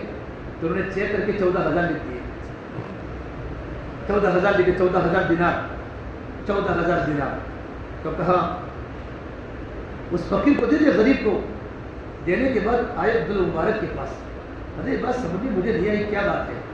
فرمایا اس نے میرے پاس 700 مانگے تھے، میں نے 7000 اس سے لکھے تھے، میں نے اللہ کے نبی کی زبان پر یہ بات سنی ہے۔ تو انسان اچانک کسی مسلمان کو خوش کرتا ہے، اچانک اس کی امید سے بھی زیادہ پروردگار عالم اس کی زندگی کے گناہوں کو معاف کر لیتے ہیں۔ مجھے معلوم ہے اس کو 700 کی ضرورت ہے، جب ان کو 7000 ملیں گے تو اس کو اچانک خوشی ہوگی۔ اس سے میں نے 14000 لکھے تو اس کو 14000 کا پتہ نہیں تھا، 7000 کا پتہ چل چکا ہے۔ اللہ والوں کی نظر کہاں جا رہی ہے؟ یہ تو سخاوت ایمان سے پیدا ہوتی ہے۔ اللہ والوں کی دو نشانیاں ہیں، کون سی؟ اچھے اخلاق اور سخاوت، یہ اللہ والوں کی نشانی ہے۔ جن میں سخاوت نہیں، بخیل اور چگل خور کبھی جنت میں داخل نہیں ہوگا، کبھی داخل نہیں ہوگا۔ سخاوت بہت بڑی چیز ہے، اللہ مجھے اور آپ کو سخی بنا دے۔ سخاوت بہت بڑی چیز ہے۔ ایک بار آپ نے نام سنا ہوگا نوشروا بادشاہ کا، بڑا سخی گزرا ہے نوشروا، عاطف پرست تھا، آنکھ کا پجاری۔ اس نے ایک بار کھانے کی دعوت کی، اور کھانے کی دعوت میں اس نے سونے کی پلیٹیں بچھائی۔ سونے کی پلیٹوں میں کھانا حرام ہے ہماری شریعت میں، وہ تو آنکھ کا پجاری تھا۔ ایک غریب نے پلیٹ کو چھپا لی اپنی چادر میں چھپا لی، اور چھپانے کے بعد نوشروا نے دیکھ لیا کہ اس نے پلیٹ چھپائی ہے، وہ بولا نہیں۔ جب کھانا مکمل ہو چکا، وہ ہوتا ہے جو کچن والا مطبخ کا سنبھالتا ہے جو سارا، جب اس نے برتنوں کو گنا تو ایک پلیٹ کم پڑی، تلاش کے نہیں ملی۔ تو بادشاہ کے پاس سلامت ایک پلیٹ گم ہو گئی ہے. تو نوشربا نے یوں کہا ہو سکتا ہے بیچارے کسی غریب کی کوئی ضرورت ہوگی, اس کے گھر پر کوئی تکلیف ہوگی, لے گیا ہوگا. حالانکہ نوشربا نے دیکھا تھا, پھر آگے بتایا جس نے دیکھا ہے اس کو بتانے کی عادت نہیں ہے, جس نے دیکھا اس کو بتانے کی عادت نہیں ہے. جو باپ ہوتا ہے سخی تو بیٹا بھی سخی ہوتا ہے. اس کا بیٹا تھا خسر پرویز اور اس کی بیوی کا نام تھا شیری. ایک مچھیرا مچھلی کو لے کر آیا سمندر میں سے اور بطور ہدیہ میری بادشاہ سلامت یہ مچھلی آپ کو ہدیہ ہے. بادشاہ بہت خوش ہوا اور کہا 4000 دینار دے دو. کتنے؟ 4000 دینار. یہ بادشاہ جب خوش ہوتے نا خوش تو گھر خالی کر لیتے تھے. 4000 دینار سونے کے سکے. بیوی نے دیکھا کیا کر رہے ہو, تو دماغ ہے کہ نہیں؟ بیوی نے کہا تم تو گھر خالی کر دو گے, خالی مچھلی لائے اس میں تمہیں 4000 دینار دے دیے. اب بیوی جب کان بھرتی ہے تو شوہر بیوی کی بات کو جلدی مانتا ہے. بیوی کے کان بھرنے کی عادت بہت بھاری ہے. ایک بار بیوی اور ساس میں لڑائی ہوا, بہو ساس میں, اس میں بہو ساس میں جھگڑا ہوا, بہت خطرناک جھگڑا ہوا. تو ساس نے کہا آج میرا بیٹا آنے دے, ساری تیری بات سنا دو, تو کیا گھر میں کیا کیا کرتی ہے. بہو نے کہا کیا ہے آنے دو, تو کھڑے کھڑے سنائے گی, میں لیٹے لیٹے سناؤں گی. بیٹا آئے گا تو کھڑے کھڑے سنائے گی اور میں تو لیٹے لیٹے سناؤں گی. اور جو بات لیٹے لیٹے سنائی جاتی ہے وہ اثر کرتی ہے. صبح شوہر اڑتے ہی غصے ہوتا ہے نا, یہ رات کو کان بھرتی ہے. آپ کے ساتھ بہت اللہ والیہ ہوگی تو آپ کے تو کان نہیں بھرتی ہوگی. ہاں تو سیڑھی دن خسر پرویز کی بیوی, اس نے کان بھرا. گھر خالی کرنا ہے کیا, یہ کیا ہوا کہ 4000 دینار دے دیے, تو اب میں کیا کروں. تو اس کو پوچھو کہ مچھلی نر ہے یا مادہ ہے. نر یعنی مذکر ہے, مرد ہے, اور مادہ یعنی عورت ہے. اگر یوں کہیں کہ نر ہے تو ہمیں مادہ کی ضرورت تھی, اگر یوں کہیں کہ مادہ تو ہمیں نر کی ضرورت تھی, تو مچھلی پیسے اپنے واپس آ جائیں گے. تو ادھر مچھیرا, تو مچھلی کون سی لایا ہے, نر ہے یا مادہ ہے. مچھیرا سمجھ چکا تھا کہ بیوی نے کان بھرے ہیں. کہا بادشاہ سلامت یہ تو نہ نر ہے نہ مادہ ہے, تو ہجڑا ہے. ان سا مشکل ہے, ان سا مشکل کہ اور 4000 دینار دے دو, اور 4000 دینار. بادشاہوں کا طریقہ ہوتا ہے. جب وہ لے کر نکلا پورا تھیلا بھر کے سونے کے سکے, تو ایک سونے کا سکہ گر گیا, 1 دینار. وہ ٹیڑھا ہو کر سکے کو لینے لگا. بیوی نے دیکھ لیا کہ دیکھو کتنا کنجوس ہے, اتنا سارا دیا اور دینے کے باوجود بھی اس کی نسلیں کھا سکتی ہے. تبھی 1 دینار گر گیا, تو 1 دینار کو لینے کے لیے ٹیڑھا ہو رہا ہے. 1 دینار بھی کتنا کنجوس ہے. بلاؤ اس کو واپس تاکہ دینار کو واپس کر لے. کہا ادھر مشیرا گرا ہوا دینار کیوں لیا. بادشاہ صاحب آپ کیا بات کرتے ہو, اس پر آپ کے نام کی مہر لگی ہوئی ہے, آپ کے نام کی مہر لگی ہوئی ہے. اگر اس پر کسی کا پیر پڑ جاتا تو آپ کے نام کی بے ادبی ہو جاتی. تو اور 4000 دے دو. یہ سخاوت ہے. امام راضی تفسیر کبیر ایک واقعہ لکھا ہے کہ ایک بار ایک مرد نے مولانا جمعہ میں بیان کیا کہ صدقہ دینے کا کیا ثواب ہے. صدقہ دینے کا, ہدیہ دینے کا, خرچ کرنے کا کیا ثواب ہے. جب انسان صدقہ کرتا ہے تو 70 شیطان بیچ میں حائل ہوتے اس کو گرانے کے لیے. وہ صدقہ مصیبتوں کو ٹال دیتا ہے, اور صدقہ بڑی بڑی تکلیفوں کو دور کر لیتا ہے. خرچ کرنا تو اس نے ہمت کی, آج تو میں بہت خرچ کروں گا اور 70 شیطانوں کو پچھاڑوں گا. 70 شیطانوں کو. گھر میں گیا, گھر میں بیگم صاحبہ موجود تھی, اور تھیلا کھولا اور غلہ بننا شروع کیا, اناج وغیرہ. بیگم نے پوچھا کیا کر رہا ہو, کہ کیٹ بنا رہا ہو. کس کے لیے, کہ غریبوں کے لیے. کچھ پتا بھی ہے, دماغ ہے, پورا گھر خالی ہو جائے. اس ایسی سنائی بیچاری نے, تو اس نے چپ چاپ مسجد میں آ کے بیٹھ گیا. تو مولانا نے کہا بھائی بہت جوش کے ساتھ کھڑے ہوئے تھے, کیا ہوا بیٹھ گئے. کہ سر مولانا یہ بات ہے کہ میں نے 70 شیطانوں کو تو گرا دیا, لیکن شیطان کی خالہ سے ہار گیا. تو خالہ سے سب ہار جاتے ہیں. اکبر نہیں ڈرا بابر کی فوج سے, لیکن ڈر گیا بیوی کی چونچ سے. اکبر نہیں ڈرا بابر کی فوج سے, لیکن ڈر گیا. میرے نبی نے فرمایا ان قریب میری امت پر زمانہ آنے والا ہے, سیاتی علی الناس زمان ہممہم بطونہم, کہ زندگی کا مقصد پیڑ بن جائے گا, عزت کی چیز پیسے بن جائے گی, اور ان کا قبلہ ان کی عورتیں بن جائیں گی. عورت جیسا کہے گی ویسا مرد کرے گا. عورت یوں کہے گی بھائی سے نہیں بولنا, صبح اٹھتے ہی بھائی سے قطع تعلق کر لے گا. عورت یوں کہے گی ماں سے جدا ہونا ہے, عورت کی باتیں سن سن کر جوان لڑکا ماں کو گھر سے نکال دے گا. یہ قیامت کی نشانی بتلائی. اگر عمر رحمۃ اللہ علیہ نے 14,000 دے دیے تو میرے بھائی اصل وہ چیزیں وہ تقویٰ ہے. آدمی کے دل میں اللہ تعالیٰ کا ڈر پیدا ہو جائے. میں کہہ رہا تھا کہ ماں باپ کے نافرمان کی سب قدر کی راہ میں مغفرت نہیں ہوتی. تو جب موسیٰ علیہ السلام نے کہا اللہ جنت میں میرا ساتھی کون, تو کہا پھولا تسی پھولا قریشی. اب وہاں پہنچے, جب واپس ہوئے تو کہا میں آپ کے مہمان بن سکتا ہوں. ہاں بالکل آ جائے میرے گھر پہ مہمان بننے کے لیے. جب موسیٰ نے دیکھا کہ وہ نوجوان گھر گیا اور اس نے اپنی ماں سوئی ہوئی تھی, دودھ دوہا بکری سے, اور ماں کو اپنی گود میں بٹھایا اور ماں کو دودھ پلایا, اور روٹی کے ٹکڑے بنا بنا کر ماں کے منہ میں ڈال رہا ہے. جب موسیٰ نے پوچھا یہ کون ہے, کہ میری بوڑھی ماں ہے. اور ان کی ماں کچھ بول رہی تھی اپنی بڑھاپے کی آواز کے ساتھ کہ میری بوڑھی ماں ہے, کہ میں صبح میں اٹھتا ہوں میری ماں کو غسل کراتا ہوں, میری ماں کو میں کھانا کھلاتا ہوں, پانی پلا, پھر میں کاروبار پر جاتا ہوں, اور کاروبار پر آنے کے بعد پہلے میں ماں کو کھلاتا ہوں, پھر میں اپنے بچوں کو کھلاتا ہوں. کہ تمہاری ماں کیا بولتی ہے, کہ میری ماں یوں کہتی ہے میرے بیٹے ہمارے خوشی کے اللہ اور تجھے جنت میں موسیٰ علیہ السلام کا ساتھی بناوے. میری ماں مجھے روزانہ دعا دیتی ہے, وہ اللہ کے نبی موسیٰ کہا اور میں گنہگار کہا, موسیٰ تو نبی اللہ کے. جب موسیٰ نے کہا خوش ہو جائے نہیں موسیٰ علیہ السلام, یہ ماں کی خدمت کی بنیاد پر ہے. تو ماں باپ کی خدمت کرنے سے آدمی بہت آگے بڑھ جاتا ہے. ماں باپ کا نافرمان کبھی آگے نہیں بڑھتا. امام شافعی رحمۃ اللہ علیہ اتنے بڑے امام 14 سال کی عمر میں اتنے بڑے عالم دین بن چکے تھے کہ بڑے بڑے سفید داڑھی والے علماء ان کی خدمت میں بیٹھا کرتے تھے. جب رات کا وقت ہوتا تھا اپنی ماں کے پیروں کو چومتے تھے اور اپنی ماں کے پیروں کو دباتے تھے اور ماں کے پیروں کو چاٹتے تھے. ان کی بوڑھی ماں فرماتی بیٹا امام شافعی تو عرب کا امام ہے, تو عجم کا امام ہے, میرے پیروں کو چاٹتا ہے. فرماتے ماں میں تمہارے پیروں کو نہیں چاہتے, میں تو جنت کی نعمتوں کو چاٹ رہا ہوں کہ میری ماں کے پیروں کے نیچے اللہ نے جنت بنائی ہے. سے میرے بھائیو, ایک تو شراب پینے والا, نمبر 2 ماں باپ کا نافرمان, نمبر 3 قطع رحمی کرنے والا. قطع رحمی کرنے والے کی مغفرت نہیں ہوتی. یہ بیماری ہمارے گھر گھر کے اندر ہے. اچھے خاصے گھر میں بھائی بھائی سے نہیں بولتا, خونی رشتے. اور میرے نبی نے فرمایا اس قوم پر اللہ کی رحمت کبھی نازل نہیں ہوتی جس قوم میں ایک بھی قطع رحمی کرنے والا موجود ہو.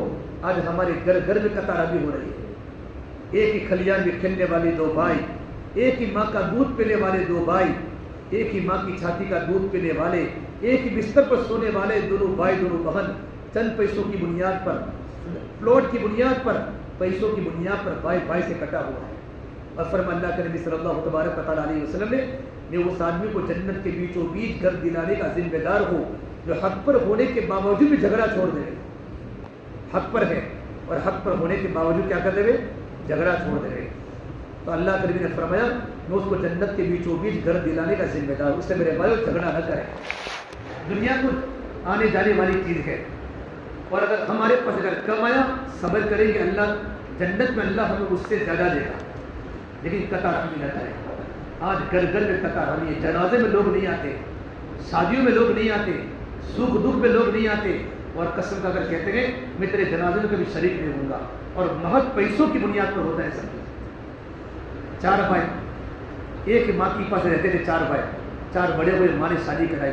اب چاروں کے گھروں کے بیچ میں دیواریں ہو گئے. ہو رہا ہے کہ نہیں ہو رہا؟ یہ شب قدر جیسی مقدس رات, اگر وہ 5 وقت کا نماز کا پابند بھی ہوگا, اللہ کے راستے کی محنت بھی کرتا ہوگا, لیکن قطع رحمی کرنے والا ہے, شب قدر کی رات میں قطع رحمی کرنے والا اللہ کی مغفرت سے محروم رہتا ہے. اور چوتھی بات فرمائی دل میں کینہ رکھنے والا. یہ بہت بڑی بیماری, دل میں ڈر رکھنا, کینہ رکھنا. میرے شادی میں نہیں آتے میں ان کی شادی میں نہیں جاؤں گا, وقت آنے میں اس کو بتاؤں گا. ہوتا ہے کہ نہیں ہوتا؟ کاروبار میں ہوتا ہے. ہمارے معاشرے کی سب سے بڑی برائی ہے قطع رحمی کرنے والے کی پروردگار عالم, اور دل میں کینہ رکھنے والے کی مغفرت نہیں کرتا. دلوں کی صفائی پر تو جنت کی بشارت ہے.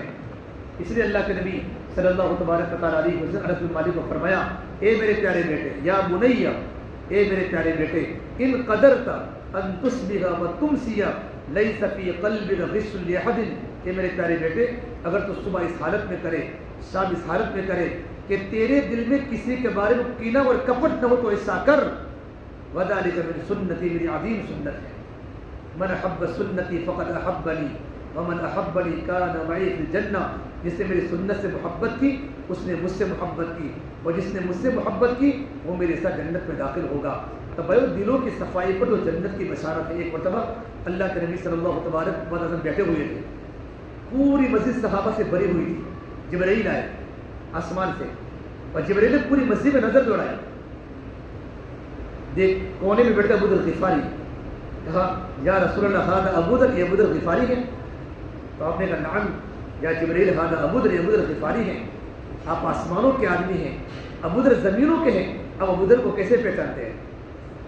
تو کہے اللہ کے نبی صلی اللہ تبارک و تعالیٰ علیہ وسلم, ابو ذر غفاری نے آپ کی صحبت میں رہ کر وہ صفات بنائے ہیں, وہ کوالٹی بنائی ہے کہ ان کا چرچا تو آسمان فرشتوں کے درمیان ہو رہا ہے. تذکر بین الملائکہ, فرشتے ان کی خوبیوں کا تذکرہ آسمانوں پر کرتے ہیں.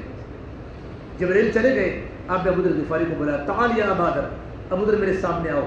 رب نے پہلا سوال کیا بماذا نال هذه الفضیلۃ یا ابا ذر, ابو ذر تم اس درجے پر کیسے پہنچ گئے کہ تمہارا چرچا تو آسمانوں پر ہو رہا ہے, تمہاری صفات کا, تمہاری کوالٹی کا, تمہاری خوبیوں کا.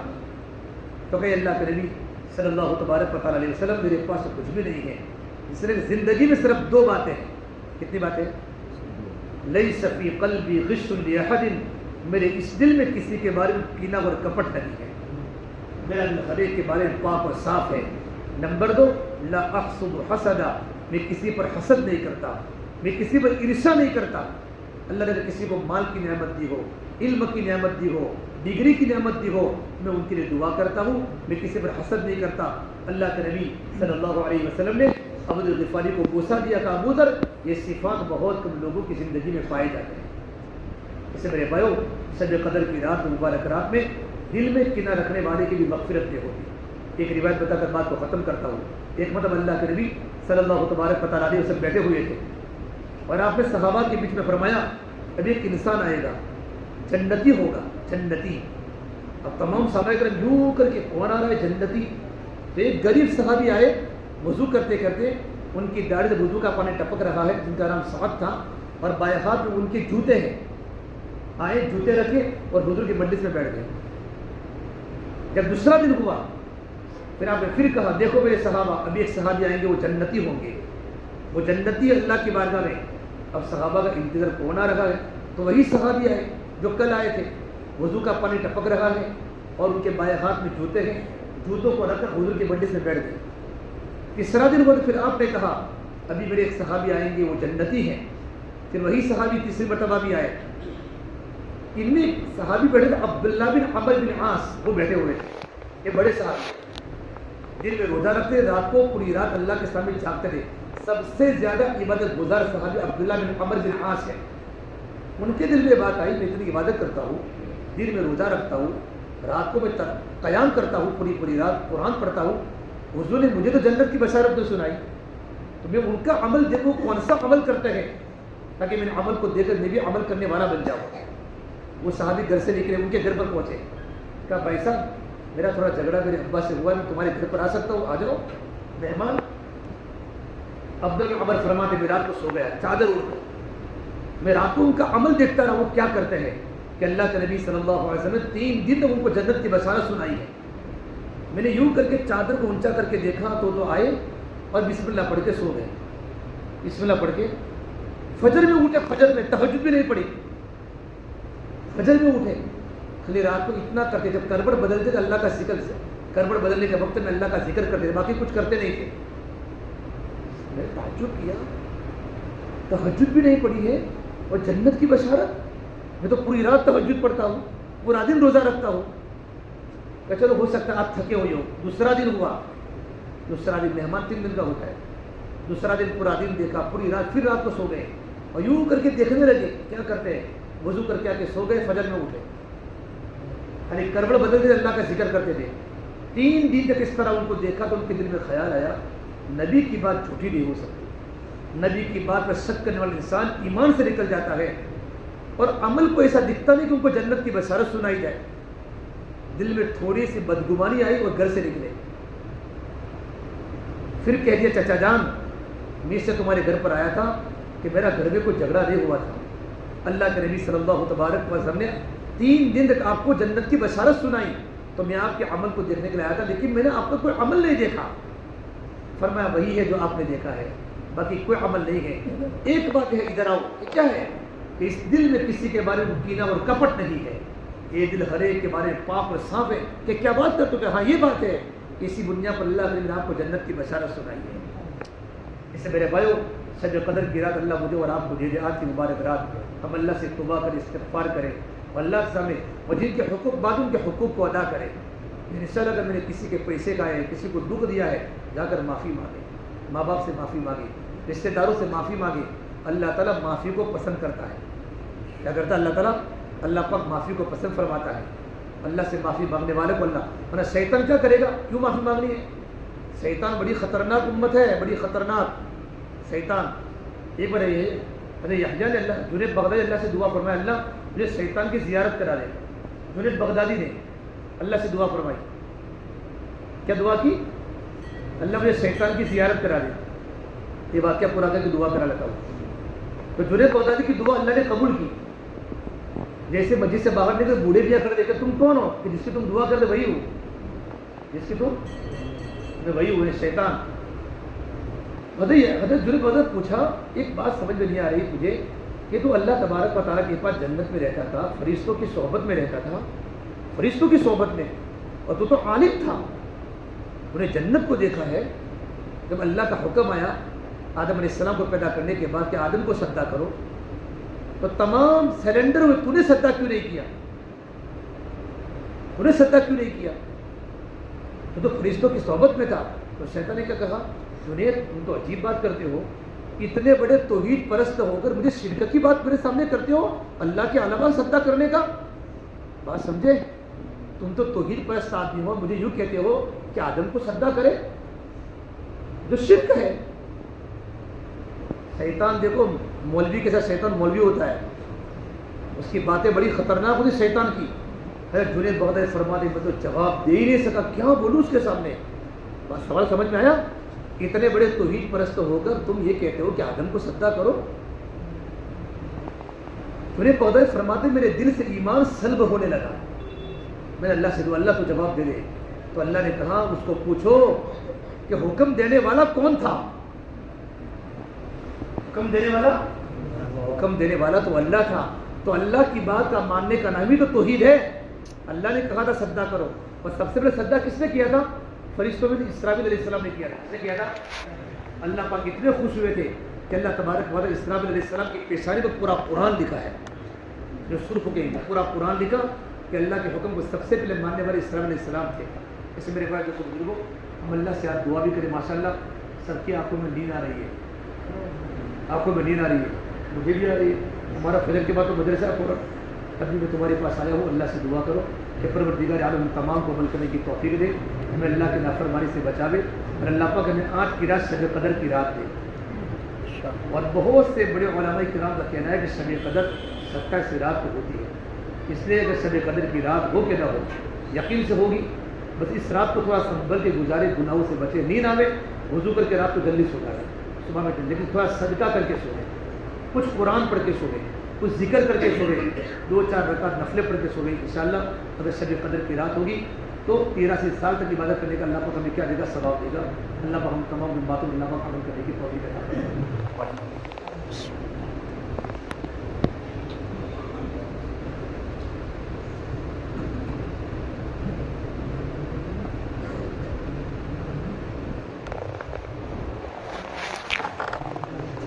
اللهم لك الحمد كله ولك الشكر كله ولك الخير كله وإليك يرجع الأمر كله. اللهم صل على سيدنا محمد وعلى آل سيدنا محمد وبارك وسلم. ربنا ظلمنا أنفسنا وإن لم تغفر لنا وترحمنا لنكونن من الخاسرين. لا إله إلا أنت سبحانك إني كنت من الظالمين. ربنا لا تزغ قلوبنا بعد إذ هديتنا وهب لنا من لدنك رحمة إنك أنت الوهاب. ربنا اغفر لنا ولإخواننا الذين سبقونا بالإيمان ولا تجعل في قلوبنا غلا للذين آمنوا ربنا إنك رؤوف رحيم. ربنا لا تجعلنا فتنة للقوم الظالمين ونجنا برحمتك من القوم الكافرين. لا إله إلا الله الحليم الكريم. سبحان الله رب العرش العظيم والحمد لله رب العالمين.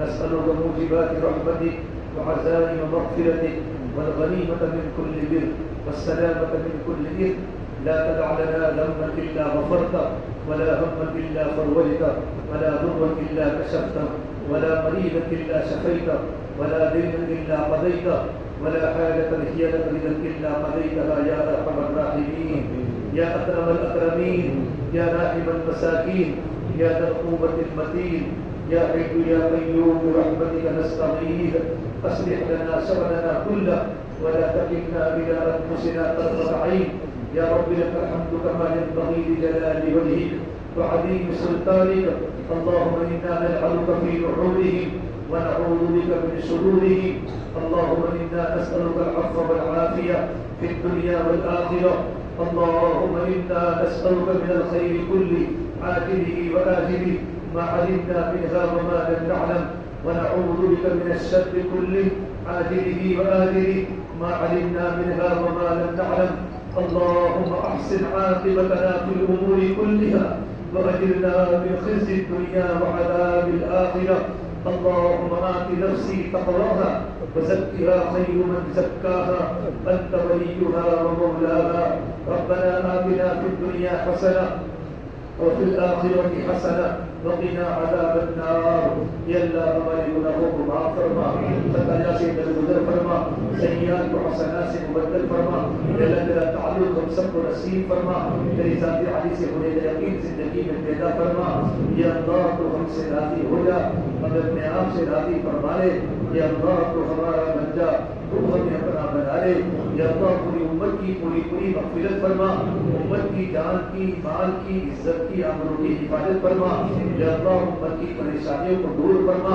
یا اللہ امت کے حالات کو درست فرما یا اللہ ہم بڑے کمزور ہیں یا اللہ بڑے گنہگار ہیں یا اللہ ہماری آنکھیں بھی گنہگار ہیں ہماری زبان بھی گنہگار ہے ہمارے کان بھی گنہگار ہیں ہمارا ہاتھوں کا پکڑنا ہمارا پیروں کا چلنا گناہوں سے بڑا ہوا ہے ہمارا پورا وجود تیری نافرمانی میں پھنسا ہوا ہے میرے مولا تجھے سب کچھ پتا ہے تیرے فرشتوں نے ہمارے ایک ایک گناہ کو لکھا ہے یا اللہ ہمارا دل تاریک بن چکا ہے ہمارے دل کی رگ رگ میں اندھیرا پڑ چکا ہے میرے مولا ہمیں معاف فرما دے ہمیں معاف فرما دے میرے مولا ہمیں معاف فرما دے مولا تجھے نعمت دینے میں کوئی کسر نہیں چھوڑی ہم نے گناہ کرنے میں کوئی کسر نہیں چھوڑی ہم گناہ کرتے رہے تو ہمیں کھانا کھلاتا رہا ہم مولا پانی پیتے رہے ایک مولا تو ہمیں پانی پلاتا رہا ہم تیری نافرمانی کرتے رہے تو نعمتیں دیتا رہا ہم تیرے خلاف زندگی گزارتے رہے مولا پورا وجود تیری نافرمانی میں پھنس چکا ہے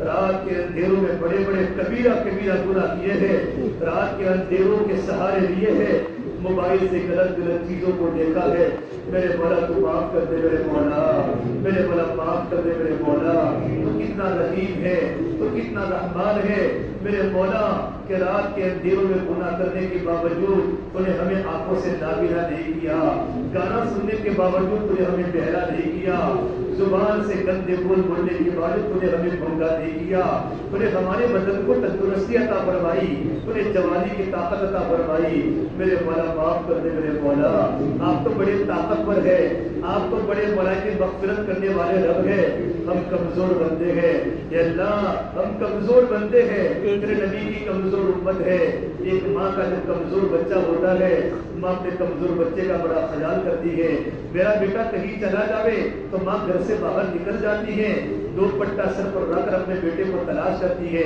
میرا بیٹا مونگا ہے میرا بیٹا بہرا ہے میرا بیٹا لولا ہے میرا بیٹا کمزور ہے میرا بیٹا کہاں چلا گیا ہوگا اے پروردگار عالم ہم تو بڑے گنہگار ہیں اس 70 ماہوں سے زیادہ رحم کرنے والا پروردگار ہے تیری رحمان تیری صفت رحمت کی داستان دنیا میں مشہور ہے مولا ہم جیسے گنہگاروں کو معاف فرما دے ہم جیسے گنہگاروں کو معاف فرما دے ہم جیسے گنہگاروں کو معاف فرما دے میرے مولا ایک سجدہ تیرے سامنے دکھانے کے قابل نہیں ہے ایک رکوع تیرے سامنے دکھانے کے قابل نہیں ہے کوئی نیکی تیرے سامنے دکھانے کے قابل نہیں ہے ہر عمل میں ریا ہے ہر عمل میں شہرت ہے ہر عمل سنت کے خلاف ہے میرے مولا ہمیں معاف فرما دے، ہماری جوانی کو پاک فرما دے، تجھے رمضان کا مبارک مہینہ عطا فرمایا، ہم نے غفلت سے روزے رکھے میرے مولا، غفلت سے ہم نے تراویح پڑھی، ہم بازاروں میں چلتے رہے، ہنستے رہے،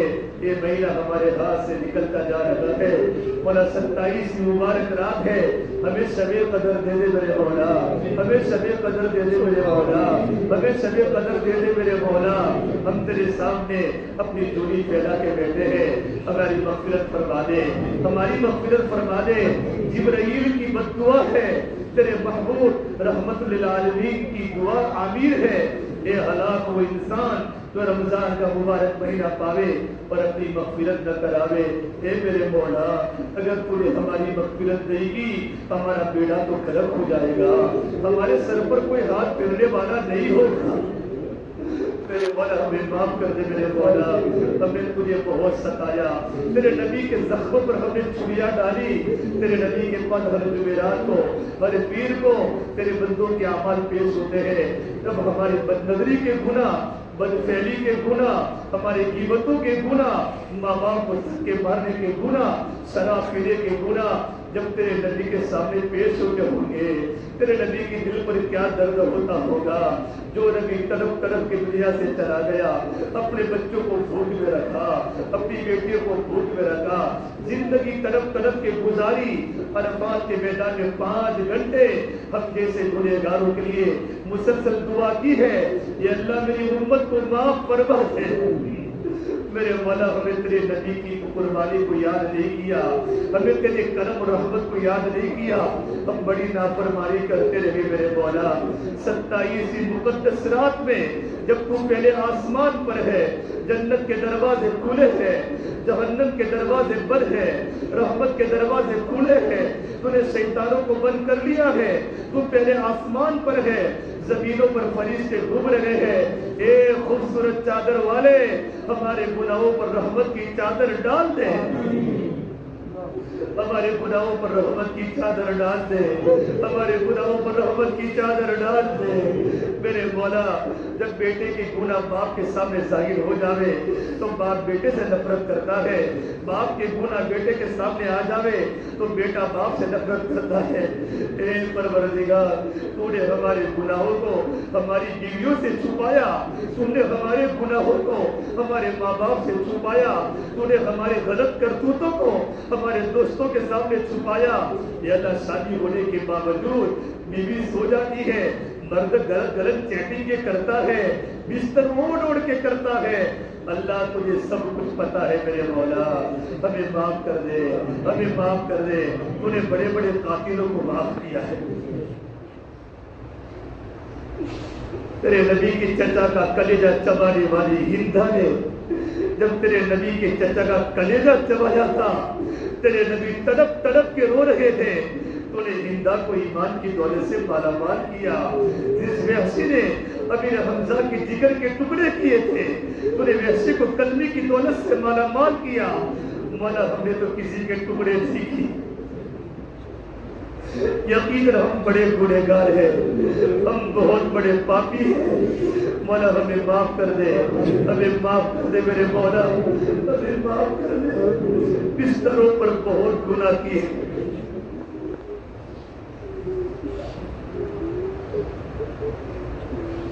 بستروں پر بڑے بڑے گناہ کیے، خدمتوں کے گناہوں کی عادی ہے، راتوں کے اندھیروں کے سہارے لیے ہے، تو نے ہمارے گناہ کسی کے سامنے ظاہر نہیں کیے۔ اے رحمان، اے رحیم، ہم پر رحم کا معاملہ فرما دے، ہم پر کرم کا معاملہ فرما دے، ہم پر فضل کا معاملہ فرما دے۔ اے گنہگار بندوں نے تیرے سامنے اپنی جھولی پھیلائی ہے، ہماری جھولی کو واپس مت کرنا، ہماری جھولی کو مغفرت سے بھر دے، رحمتوں سے بھر دے، ہمیں ناکام مت لوٹانا میرے مولا، ہمیں ناکام مت لوٹانا میرے مولا۔ اے پورا مجمع تیرے سامنے رات کو 12 بج چکے ہیں، دین میں مزدوری کر کے آیا ہے، رزق حلال کما کے آیا ہے، آنکھوں میں نیند ہے، تیری محبت مجمع بیٹھا ہے، جوان جوان ساتھی بیٹھے ہیں، ہمارے جوان بچوں کی عزتوں کی حفاظت فرما دے. ہماری جوان بیٹیاں گیروں کی شکار ہو گئی, شمشان گھاٹوں میں جل گئی. میرے مولا اس باپ کے دل پر کیا گزرتی ہوگی جس کا پھول کسی غیر کے ہاتھ میں آ کر شمشان گھاٹ میں جل گیا ہو. ہماری بیٹیوں کی عزتوں کی حفاظت فرما دے. ہماری بیٹیوں کی عزتوں کی حفاظت فرما دے. میرے مولا پوری امت کو معاف فرما دے. پوری امت بڑی کمزور ہے. مولا فلسطین کے بچوں کے حال دیکھے نہیں جاتے. بچے سسک رہے ہیں, مائیں بچوں سے جدا ہو گئی, بچے ماں سے جدا ہو گئے, ہر گھر سے جنازے اٹھے ہیں. مولا روٹی کی جگہ پر گھاس کھا رہے ہیں. تیرے نبی کی اولاد ہے, مٹی کھانے پر مجبور ہے. اور ظالم یوں کہہ رہا ہے, بتاؤ تمہارا اللہ کہاں ہے؟ اتا امر اللہ فلا تستعجلوا. اللہ تو آجا میرے مولا, تو آجا میرے مولا, تو آجا میرے مولا. ہم تیرے مدد کے منتظر ہیں. تیرا قہر بتا دے. فرعون کو ڈبانے والے اللہ, قارون کو زمین میں دسانے والے اللہ, ابو جہل کو ختم کرنے والے پروردگار, تیرے نبی کو تکلیف پہنچانے والے, تیرے نبی کو تکلیف پہنچانے والوں کو سزا دینے والے اللہ, تیرا قہر ان لوگوں پر اتار کر ان کو دنیا سے ختم فرما دے. مظلوموں کی مدد فرما دے, مظلوموں کی مدد فرما دے, مظلوموں کی مدد فرما دے. ایک تصویر دیکھ نہیں سکتے مولا, ایک ویڈیو دیکھ نہیں سکتے میرے مولا. اس ماں کے دل پر کیا گزرتی ہوگی جس کے جوان بیٹے روزانہ گھروں سے جا رہے ہو, گھر میں جنازے پڑے ہو. نبیوں کی سرزمین ہے میرے مولا, مسجد اقصی وہاں ہے. مسجد اقصی کی حفاظت فرما دے. یہودیوں کا تسلط ختم فرما دے, نصارہ کا تسلط ختم فرما دے. ہمارے گھر گھر میں تیرے نبی والی زندگی فالو کرنے والا بنا دے. گھر گھر میں سنتیں زندہ فرما دے. میرے مولا ہم بڑے کمزور ہیں, بڑے کمزور ہیں, بڑے کمزور ہیں. تو طاقتور ہے, لیکن مولا تیری طاقت بڑی طاقت ہے. بدر کے فرشتوں کو زمینوں پر بیچ دے. تیرے مدد کے اسباب پر ہمیں عمل کرنے والا بنا دے. ہمارے ہی گناہ بیچ میں آڑے ہیں, تیری مدد زمینوں پر نہیں اتر رہی. اتنا ہونے کے باوجود بھی ہماری آنکھیں نہیں تڑپی, ہمارا دل نہیں رویا. میرے مولا معاف کر دے, میرے مولا معاف کر دے میرے مولا. یا اللہ جتنا رمضان گزر گیا, جو بھی کمی کوتاہی معاف فرما دے. جتنا وقت باقی ہے, 4-5 دن باقی ہے, آئندہ رمضان ملے نہ ملے, آئندہ روزے ملے نہ ملے, 27 مقدس رات اور یہ دعائیں اور یہ نورانی فضا ملے نہ ملے, ہمیں قدر کرنے والا بنا دے. اچانک کی موت سے حفاظت فرما دے, اچانک کی پکڑ سے بچا دے, لاعلاج بیماریوں سے بچا دے. اے اللہ عزت کے بعد ذلت سے بچا دے, عزت کے بعد ذلت سے بچا دے, ہدایت کے بعد گمراہ ہونے سے بچا دے. دین کی محنت کو لے کر عالم کے چپے چپے میں جانے والا بنا دے. دعوت کی محنت ہمیں سمجھا دے, دعوت پر بصیرت دے دے, آپس میں اجتماعیت دے دے, مزاج میں جامعیت دے دے, صفات پوری سے بھی آراستہ فرما دے. مولا ہماری زندگی کو تیری رضا والی بنا دے. ایسے اعمال کی کرنے کی توفیق دے دے جن سے تو راضی ہوتا ہے, ایسے اعمال سے ہمیں بچا دے جن سے تو ناراض ہوتا ہے, جن تیرا غضب زمینوں پر اترتا ہے. ایک موبائل کی بلاؤں سے ہمیں بچا دے, خلوتوں کے گناہوں سے ہمیں بچا دے. اللہ ہماری مغفرت فرما, ہمارے ماں باپ کی مغفرت فرما, ہمارے بھائی بہنوں کی مغفرت فرما, ہمارے گھر والوں کی بچوں کی مغفرت فرما, ہمارے رشتہ داروں کی مغفرت فرما, ہمارے ساتھیوں کی مغفرت فرما, اساتذہ کی شاگردوں کی مغفرت فرما, ہمارے محسنین کی, ہم سے محبت کرنے والوں کی, اور خصوصاً اس پورے مجمع کی مغفرت فرما. ان میں سے کسی کو محروم نہ فرما, کسی کو محروم نہ فرما. جوان مجمع بیٹھا ہے, بوڑھے اپنے بڑھاپے کے اندر بیٹھے ہیں، یا اللہ ہر ایک کی مغفرت فرما، دعوت کے کام کرنے والے احباب بیٹھے ہیں ان کی فکروں میں تازگی پیدا فرما، یا اللہ ہمارے سعد بھائی کو شفا کاملہ دائمہ عطا فرما، امت میں جتنے بیمار ہیں ان تمام کو شفا کاملہ عطا فرما، مقروضین کے قرض و غیر سے بنا پورا فرما، یا اللہ بے روزگاروں و حلال کی روزی عطا فرما، یا اللہ مسلمان جس ملک میں جہاں بھی ہے امن سلامتی عطا فرما، ان کی جان کی عزت کی آبرو کی حفاظت فرما، یا اللہ مکاتب قرآنیہ کی، مدارس اسلامیہ کی، دین کی مراکز کی، ٹھیوں کی، خانقاہوں کی، دین کے تمام شعبوں کی، حرمین شریفین کی اور مسجد اقصی کی پوری حفاظت فرما، کام کرنے والوں کی حفاظت فرما، کام کرنے والوں کی حفاظت فرما، تیرے گھر کی بار بار زیارت ہمیں عطا فرما، ہماری جوانی کو پاک دامن بنا، ہماری جوانی پر غلط داغ لگنے سے ہماری جوانی کو بچا دے،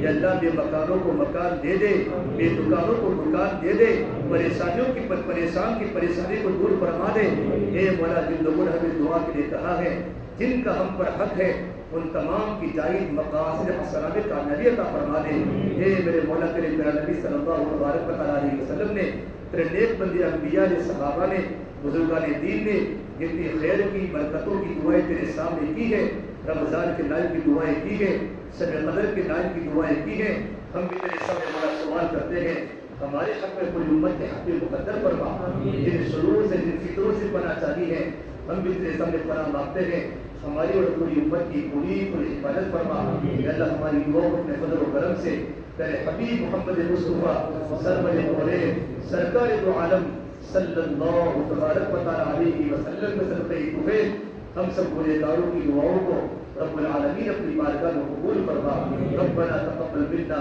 انک انت السمیع العلیم، وصلی اللہ تعالی علی خیر خلقہ محمد وعلى آلہ وصحبہ اجمعین برحمتک یا ارحم الراحمین۔